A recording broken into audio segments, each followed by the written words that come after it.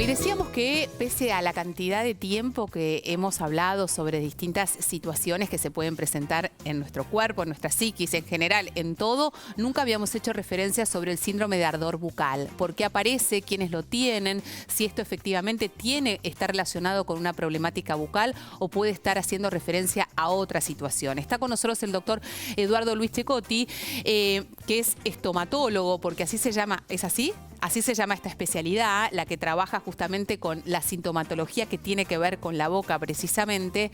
Y la verdad es que yo estoy sorprendida, nunca había escuchado al respecto. ¿Cómo le va, doctor? Bienvenido. Bien, muchas gracias. Bueno, ¿qué es? ¿Es un ardor? ¿Es un ardor fuerte el que aparece? Es un padecimiento bastante frecuente que se da justamente, como vos decías, más en mujeres que en varones, habitualmente en la etapa perimenopáusica.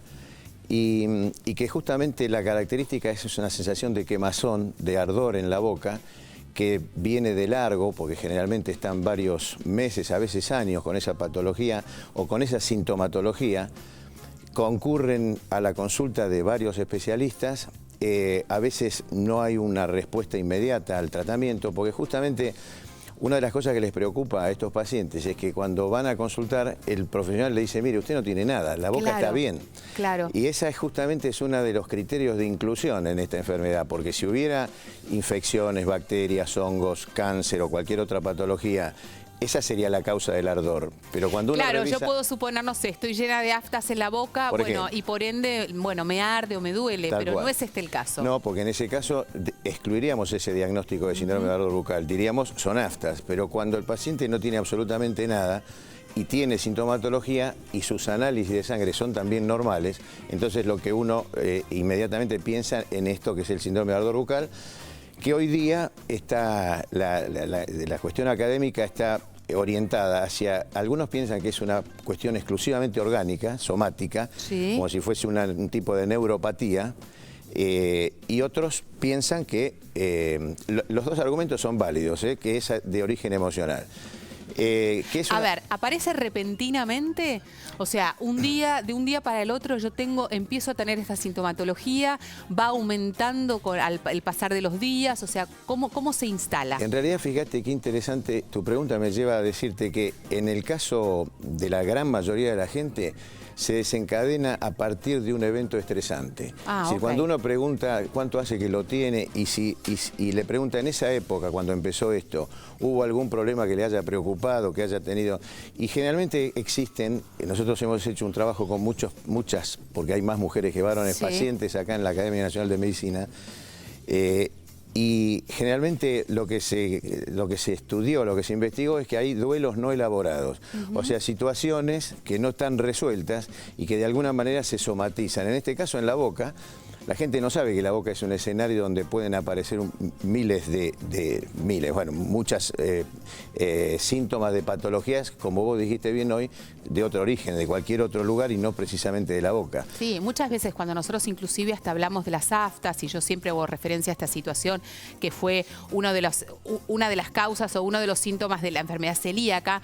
En fin, también hay muchas personas seguramente que están mirando y dicen, sí, efectivamente, cuando me pongo nerviosa, cuando estoy angustiada, cuando estoy preocupada, me aparecen aftas o me aparecen lesiones en la boca y que no necesariamente están relacionados con aquello que comí o aquel picante que tragué, digamos. No tiene que ver con eso, sino que tiene que ver con una situación de estrés o de nervios. Y en general, cuando uno habla de duelos no elaborados, no siempre quiere decir que se murió algún ser querido. Un duelo puede ser algo no resuelto, cualquier situación de la vida. Obvio. Tal cual.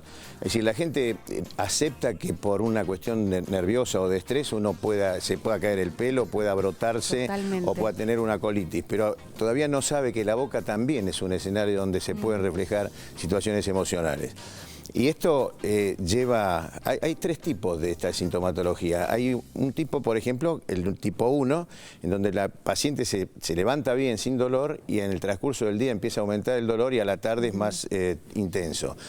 El tipo 2 ¿Le impide comer, por ejemplo? No, fíjate que en algunos casos a veces al comer es como que se alivia. Ah, perfecto. No hay una relación clara en eso, posiblemente sea una cosa muy subjetiva, pero no le impide comer. Y hay otro detalle, la gran mayoría, salvo casos puntuales, duerme bien. ¿Qué quiere decir esto? Que cuando vos tenés un dolor orgánico, también te va a doler de noche y te despertará el dolor, pero cuando vos te desconectás porque te dormiste, eso emocional que todo el día te preocupó, porque vos pensás que para esta gente la boca es el tema desde la mañana hasta la noche. Digamos, es más, a veces están mirando un programa de televisión o están de viaje y mejoran, porque como que se alejan distraídos. del tema, claro. Este es un tema que también preocupa a veces a los familiares, porque el familiar es el que también sufre con el paciente, porque lo lleva a un especialista, a otro, y a veces hasta siente un poco la culpa de decir, bueno, ¿cómo puedo hacer para solucionarle esto? No, ni hablar. Aparte, de verdad, sentir un dolor persistente durante todo el día en la boca, que, bueno, es un espacio, es un lugar que nosotros utilizamos mucho porque nos lavamos los dientes, nos alimentamos, en fin, besamos. Entonces, la boca pasa a ser toda una situación y cuando uno padece alguna problemática, el rictus inclusive de la persona. Yo me acuerdo que cuando yo estaba llena de aftas, mis hermanos me decían, ya la cara que yo tenía está llena de aftas. Sí, ¿cómo te diste cuenta? Porque estás con una cara que no puedes expresarte, ¿entendés? Es terrible. Vos sabés que la mayoría de la gente, o por lo menos una gran parte de estos pacientes, tienen pobres oncofobia, o sea, tienen temor a tener cáncer. Es decir, que de pronto piensan que si este no me encontró la vuelta, este tampoco, mañana la lengua explota, porque la sensación es una sensación de quemazón, de fuego adentro de la boca. Hay que dejar tranquila a la gente de que, habiendo hecho un buen diagnóstico de que se trata del síndrome de ardor bucal, eso no tiene nada que ver con el cáncer. O sea, uno podrá tener cáncer por cualquier otra razón, pero no por esto. Y hoy día se maneja bastante bien con un antioxidante que es el mismo que se utiliza para las neuropatías diabéticas, por ejemplo.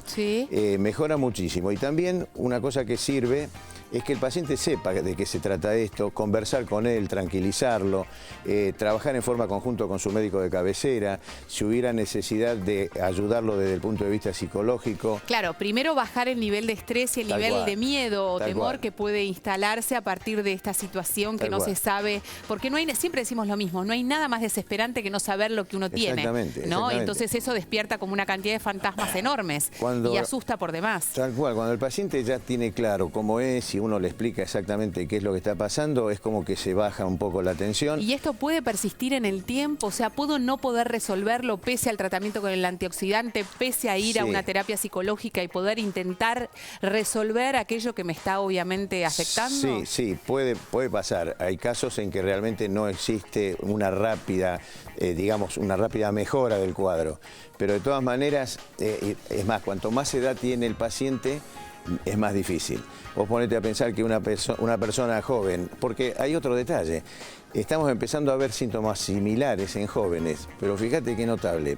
Estamos recibiendo consultas de jovencitos, de parejas, que tienen muy claro lo que hoy es el HPV, que es de transmisión sexual, y también se sabe que el HPV tiene que ver con el cáncer bucal hoy día. Entonces, muchos pacientes que tuvieron alguna relación esporádica o por ahí a lo mejor no con su pareja, empiezan mentalmente a pensar, bueno, a lo mejor tengo algo, y cualquier síntoma mínimo que tienen, ya empiezan a darse una máquina terrible y vienen a la consulta, por suerte, a tranquilizarse como para realizar eso. Ahora, si las mujeres lo tienen más, y esto coincide en general con una etapa de la premenopausia, ¿hay una relación directa entre la pérdida de la protección hormonal y la aparición de esto? ¿O el estrés está, por ejemplo, digamos, profundizándose de tal manera que seguramente de acá a unos años aparezca una generación mucho más joven con esta problemática como un síntoma más? Excelente. Sí, puede ser eso. No hay una prueba de que la etapa perimenopáusica tenga relación concreta, no hay una. Yo creo que debe haber algo así, porque vuelvo a repetirte, la incidencia mayor en mujeres en esta edad que varones, algo debe haber. De todas maneras, en los estudios, por ejemplo, en los estudios endocrinológicos y todo lo que se hace habitualmente, no salta nada como para decir, mira, está faltando esto, entonces el problema es orgánico. Pero yo lo que te decía, que si vos tenés este problema, vos te pones un par de zapatillas, salís a correr, es un poco como que vas bajando las tensiones. Pero una persona mayor que está sola en su casa, totalmente, obvio. Falleció el marido, o los hijos se casaron y se fueron, o se tiene que mudar. Es decir, todas situaciones de estrés llevan a que no es tan fácil superarlo en esas etapas más avanzadas. Sí, porque todavía creo que el gran desafío de estos últimos años es qué hacer con este nivel de estrés. Como decía el doctor, algunos pueden salir a correr, como yo, que salgo a correr tipo una loca, o por ahí alguna otra situación que les dé placer y que puede equilibrar esa situación de angustia, de preocupación o de nervios o lo que fuere. Pero hay un determinado momento de la vida donde esto no es tan sencillo, evidentemente. Sí, es más difícil. En los hombres, por ejemplo, se va más rápidamente el síntoma que en las mujeres. Tampoco puedo explicarte por qué, pero eso sí sucede. Claro. Y en los jóvenes es más fácil porque enseguida se tranquilizan cuando uno les hace el diagnóstico de que no tienen todo nada. es más fácil, todo es más fácil. Tal cual. Gracias, doctor. Un placer, ¿eh? Bueno, a saber a entonces que esto existe, que puede estar relacionado con algunos componentes psicológicos o psicosomáticos, pero que debe hacerse la consulta para justamente empezar a trabajar sobre ello y que esta situación no se instale. Un placer. Tenemos que hacer la pausa. Si querés llamarnos, nos podés hacer al 011-4535-0705 o 0706.